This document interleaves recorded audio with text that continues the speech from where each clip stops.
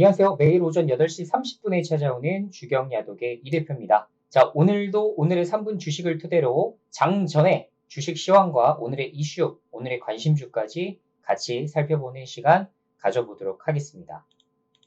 자, 먼저 미국 시장부터 체크해 볼게요. 자, 다우지수가 0.22% 상승, 나스닥 지수가 0.09% 상승 나왔습니다. 자, 지난주 금요일 날 이제 미국 시장이었기 때문에 자, 오늘부터 새롭게 시작되는 이벤트들을 토대로 다시 한번 방향성이 결정될 것이라는 판단이 됩니다.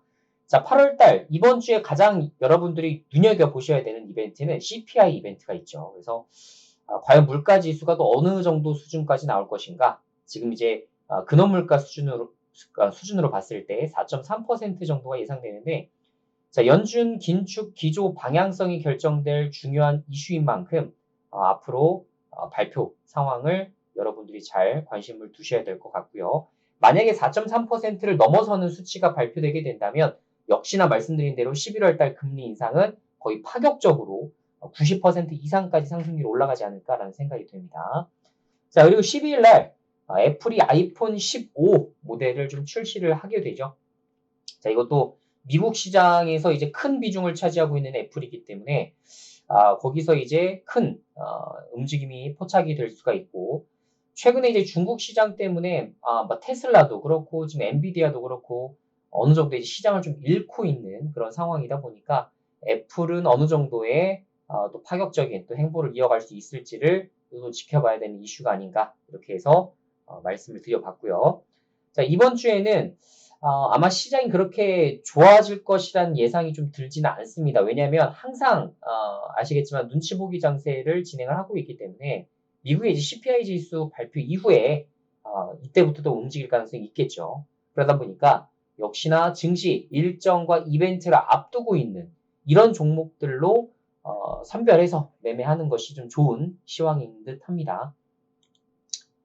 참고하시기 바라겠고요. 자, 첫 번째 이슈입니다.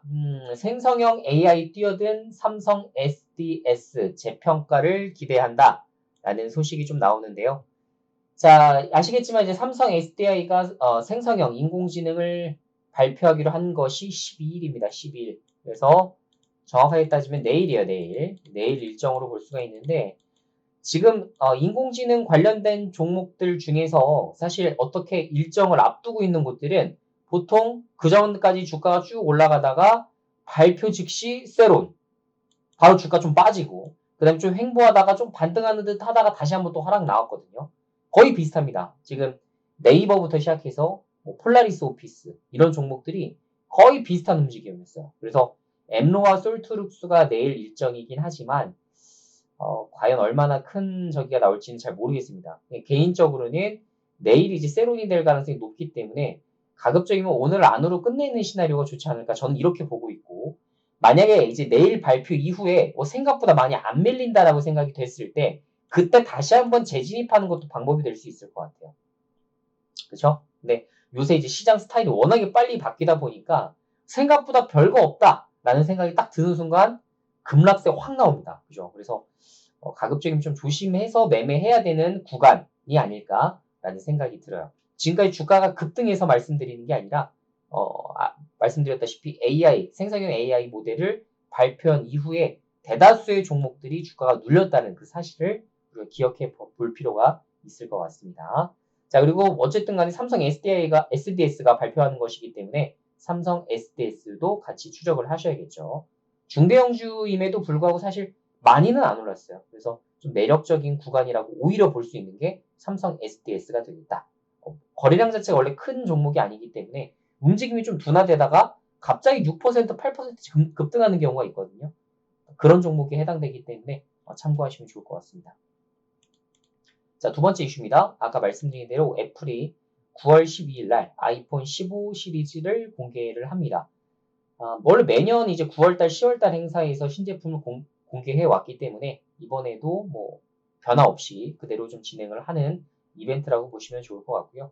지금 이제 특징 중에 하나가 이제 C타입을 선정을 좀 하게 되면서 사실상 신화콘텍 종목이 유일한 또 수혜주이기도 하죠. 그래서 신화콘텍이 혹시 또 내일 기점으로 한번 상승세가 더 나오는지, 이거는 한번 체크해 볼 필요가 있을 것 같아요. 그래서 이전에 이제 이미 지난주에 한번 주가가 상당 구간 급등이 한번 나온 적이 있었습니다만 바로 눌림목을 주게 되면서 다시 한번 기회의 여지가 좀 있을 거라 생각이 좀 됩니다. 그래서 단기 트레이딩 하시는 분들은 오늘 내일 모레까지 그 기점을 가지고서 한번 타점이 나오는지 바닥을 만들어 놓고서 다시 한번 급등이 나올 수 있는 여건을 만드는지를 한번 체크해 보셔도 좋을 것 같아요.